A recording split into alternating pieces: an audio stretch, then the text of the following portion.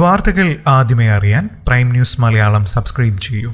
പലതരം ഒളിച്ചോട്ടങ്ങൾ മലയാളികൾ കണ്ടുകഴിഞ്ഞു. വിവാഹത്തിന് താലികെട്ടിന് മുൻപ് കാമുകനെ കണ്ട് മനസ്സ് മാറ്റിയ നവവധു മുതൽ ഇക്കഴിഞ്ഞ ആഴ്ച കല്യാണം കഴിഞ്ഞ് വരന്റെ വീട്ടിലേക്ക് പോകവേ ഭർത്താവിനോട് ഉടക്കിപ്പിരിഞ്ഞ് കാമുകനൊപ്പം പോയ വധു വരെ മലയാളികൾക്ക് ഞെട്ടൽ സമ്മാനിച്ചു. ഇപ്പോൾ അതുക്കും മേലെ എത്തിയിരിക്കുകയാണ് കോഴിക്കോട് നഗരത്തിലെ വധു. വിവാഹം കഴിഞ്ഞ് വരനൊപ്പം സദ്യം കഴിച്ച ശേഷമാണ് കാമുകനൊപ്പം വധു സൂത്രത്തിൽ ഒളിച്ചോടി പോയത്. കഴിഞ്ഞ ഞായറാഴ്ച ഉച്ചയ്ക്ക് 12 മണിയോടെ കോഴിക്കോട് നഗരത്തിലെ ഒരു ഓഡിറ്റോറിയത്തിലാണ് സംഭവം നടന്നത്. പൊക്കുന്നിലാണ് വധുവിന്റെ അച്ഛന്റെ വീട്.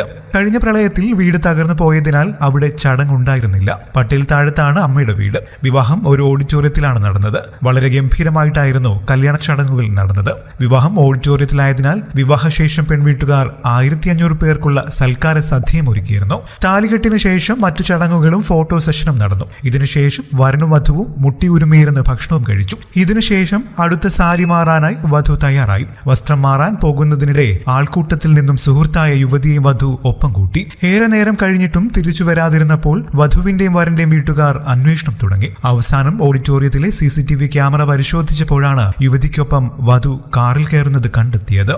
6 വർഷം മുൻപ് പരിചയപ്പെട്ട ഒക്കുന്ന് സ്വദേശിയുടെ കാറിലാണ് പോയതെന്നാണ് പറയപ്പെടുന്നത്.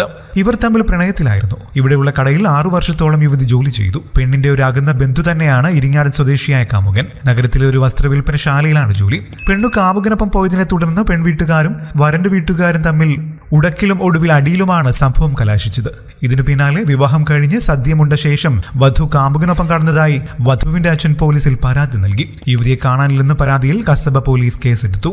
കൂടുതൽ വാർത്തകൾക്കും വിശേഷങ്ങൾക്കുമായി ഈ ചാനൽ സബ്സ്ക്രൈബ് ചെയ്യാനും മറക്കല്ലേ. നന്ദി.